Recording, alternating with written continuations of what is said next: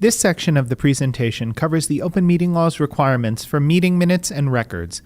Please note that this presentation is current as of March 2018. Please check with the Attorney General's office to ensure that a more recent presentation has not been published.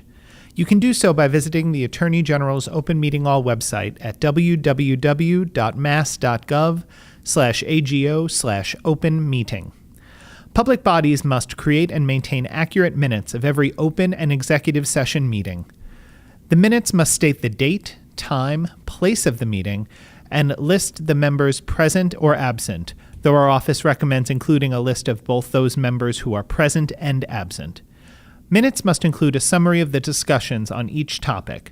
The summary doesn't need to be a transcript of everything that occurred, but it should include enough detail so that a member of the public who did not attend the meeting could read the summary and understand what occurred and why the body took the action it did. The summary should also include minority as well as majority opinions where relevant. The minutes must also note every decision made and action taken, including a record of all votes. Secret ballots are strictly prohibited, both for open and executive session meetings. The minutes must contain a list of the documents and other exhibits, such as pictures or charts, that are used by the public body at the meeting, including any documents used by a remote participant. The documents or exhibits do not need to be attached or included as part of the minutes, just listed in the minutes. Finally, the minutes must include the name of any member who participated remotely. All minutes, both open and executive session, must be created and approved by the public body in a timely manner. Timely manner is considered to be within the next 3 public body meetings or 30 days from the date of the meeting, whichever is later, unless the public body can show good cause for further delay. We encourage public bodies to approve minutes at the next meeting if possible. All documents and exhibits used by a public body must be retained as public records, but they do not need to be physically stored with the meeting minutes. If a person requests the minutes of an open session meeting, the minutes must be provided within 10 days of the request, whether they're in draft or final form, and regardless of whether the public body has approved them. Executive session minutes, as well as documents used during an executive session, must be disclosed once publication will no longer defeat the purpose for having entered into executive session, unless they are exempt from disclosure under the Public Records Law or because of attorney-client privilege. The state and municipal record retention schedules dictate how long certain records must be retained and when they can be destroyed. Meeting minutes must be retained permanently. Please visit the Secretary of State's website for more information.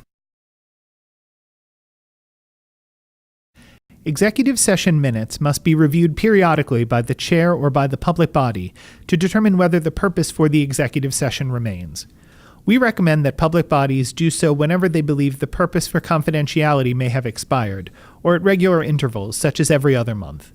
This determination must be announced during the next meeting and must be included in the minutes. If a person makes a request for executive session minutes, the public body must respond to the request within 10 days. If the public body has determined prior to the request that certain executive session minutes may be released, it should respond to the requester directly, notifying him or her of the availability of those minutes. If the public body previously determined that executive session minutes should remain confidential because publication would defeat the lawful purpose for the executive session, it should respond by stating the reason why the minutes continue to be withheld. And if, at the time of a request, the public body has not conducted a review of the minutes to determine whether continued non-disclosure is warranted, the body must perform such a review and release the minutes where appropriate, no later than its next meeting or within 30 days, whichever occurs first. In such circumstances, the body should still respond to the requester within 10 days, notifying him or her that it is conducting this review. After the review is completed, the public body must announce at its next meeting whether the minutes are being released, or, if they're being withheld, the reason why continued confidentiality is required. There are 2 specific types of records that are exempt from disclosure by the open meeting law. The first type of exempt record is materials used in a performance evaluation of an individual that bear on his or her professional competence and were not created by members of the public body for purposes of evaluation. For example, if a school committee conducts an annual review of the superintendent's performance, the evaluations created by the school committee members are public records and not exempt from disclosure. However, if in that process teachers who are not members of the school committee fill out evaluations of the superintendent, then those documents may be withheld from the public as personnel records. The second category of exempt materials are those used in deliberations about employment or appointment of individuals, including applications and supporting materials, but excluding resumes, which must be disclosed. Resumes of non-finalists used in executive session by a preliminary screening committee are exempt from disclosure, however.